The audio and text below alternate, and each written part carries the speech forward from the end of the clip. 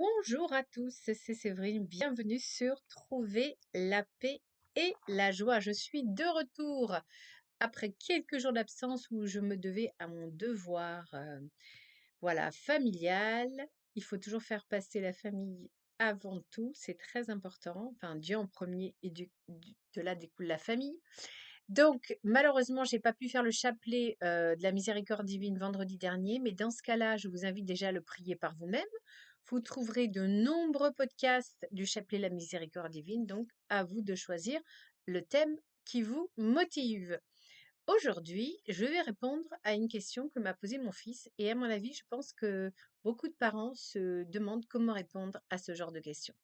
Mon fils a 11 ans, il vient tout juste de comprendre comment on faisait en fait les enfants et c'est un enfant finalement très innocent et il est venu me voir en rentrant de l'école en me demandant: «Maman, est-ce que c'est possible d'avoir 2 mamans?» Et je lui dis: «Pourquoi tu me dis ça?» Et il me dit: «Parce que voilà, j'ai un camarade qui, me dit qu'il a 2 mamans». Et donc là, j'avais un petit peu travaillé le sujet, en amont et j'ai pu donc lui répondre tout simplement que non, on ne peut pas avoir 2 mamans, que pour faire, un enfant, eh bien, il faut un papa et une maman.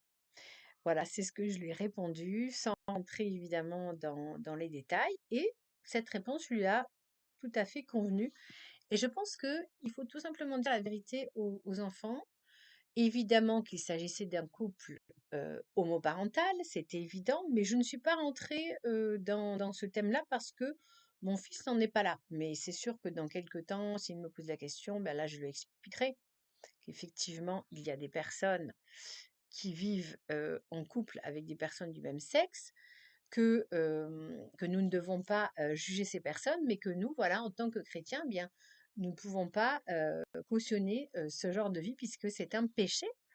Mais évidemment, voilà, il faut être, vous voyez, toujours dans la vérité et dans la charité parce que on peut être sûr que la plupart du temps, les personnes qui vivent en couple, comme ça, de même sexe, n'ont jamais entendu parler de Jésus.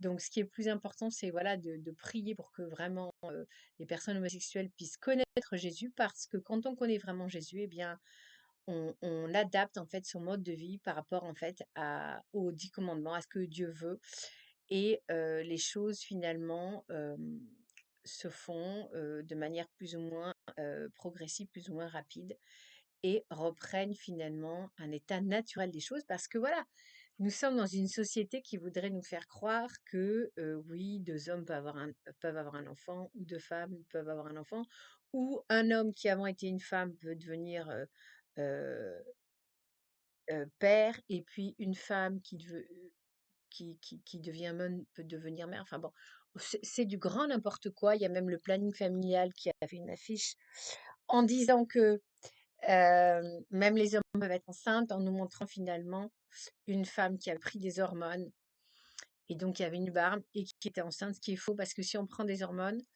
on peut pas, et qu'on est une femme pour devenir un homme, eh bien on peut pas après avoir d'enfant. Donc, vous voyez que le planning familial et beaucoup d'institutions disent des mensonges et c'est bien de rétablir la vérité de manière très simple à nos enfants. Et puis, c'est une réalité biologique, hein, c'est qu'il faut un homme et une femme pour faire un enfant. C'est comme ça a toujours été comme ça et ça sera toujours comme ça. Ce n'est pas une question d'idéologie, c'est une question en fait de biologie. Et puis le droit français, suit la biologie puisque, le droit français ne reconnaît pas, 2 mères, à un enfant ni 2 pères. Donc voilà, il y a quand même toujours du bon sens qui, règne. Voilà, j'espère vous avoir éclairé sur ce sujet complexe. N'hésitez pas si vous avez des commentaires ou des questions et je vous propose que nous terminions en priant un Notre Père et un Je vous salue Marie pour que toutes les personnes, homosexuelles puissent connaître le Seigneur Jésus et que, voilà, que la vérité triomphe toujours en fait dans les institutions concernant, la famille, concernant tout simplement, la procréation. Voilà. Au nom du Père, du Fils et du Saint-Esprit. Amen. Notre Père qui es aux cieux, que ton nom soit sanctifié, que ton règne vienne, que ta volonté soit faite sur la terre comme au ciel. Donne-nous aujourd'hui notre pain de ce jour. Pardonne-nous nos offenses, comme nous pardonnons aussi à ceux qui nous ont offensés, et ne nous laisse pas entrer en tentation, mais délivre-nous du mal. Amen. Je vous salue Marie, pleine de grâce, le Seigneur est avec vous. Vous êtes bénie entre toutes les femmes, et Jésus, le fruit de vos entrailles, est béni. Sainte Marie, Mère de Dieu, priez pour nous pauvres pécheurs, maintenant et à l'heure de notre mort. Amen.